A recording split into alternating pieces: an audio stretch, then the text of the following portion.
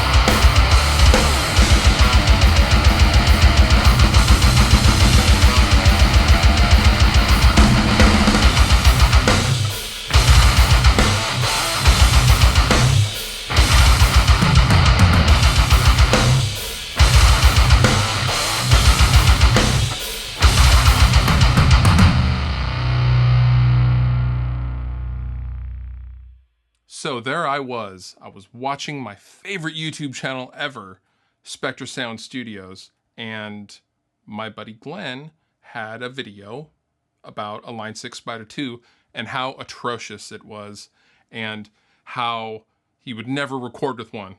I don't know why you would ever record with one, because that's like a NASCAR driver saying, well, this is a great Ford Focus, but I would never take it to a NASCAR race. Well, of course you wouldn't. That's silly. But what if you had to use it in a studio situation and time was of the essence and you just had to get a tone and you had a couple of mics and some preamps and just a few plugins, and what would come of that scenario? So I thought, challenge accepted. Let's give it a shot. We're going to start with the microphone. Microphone selection in a situation like this is paramount. This is a very, very small speaker. I think it's an 8-inch speaker.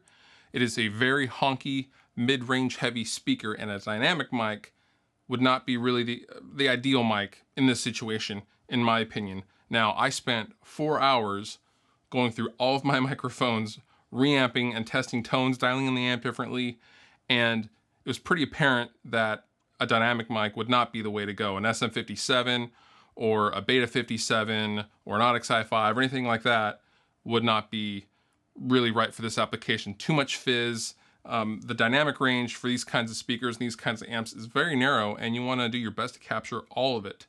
So what I needed is a condenser mic and maybe a dynamic mic to capture some of the rest of the frequencies that maybe you're losing with the condenser, which is why I went straight to my Audio-Technica ATM 250DE mic. Now this is a dual capsule mic. This is 2 microphones in 1 microphone housing.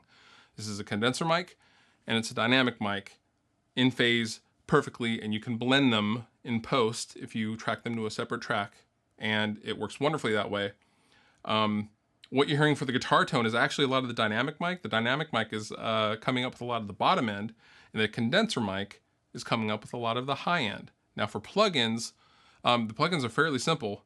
On the individual guitar tracks, I used a Waves NLS set on a Neve setting, and I was summing those into a guitar bus. And on the guitar bus, I had a FabFilter EQ for carving. I then had a Sheps 73 from Waves. It's another Neve console simulator. This was to fine tune and add some of the high end and mid range back, because I recorded it without a lot of that, just to let the speaker focus on some of the low end and the low mids.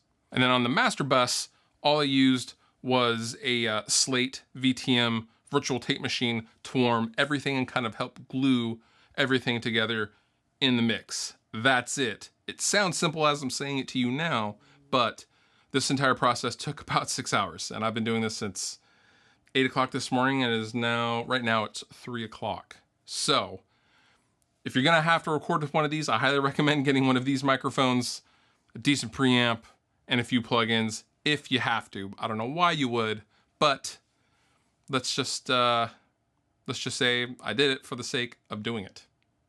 You have been wonderful. I've been Fluff. I thank you so much for watching, and I will see you next time.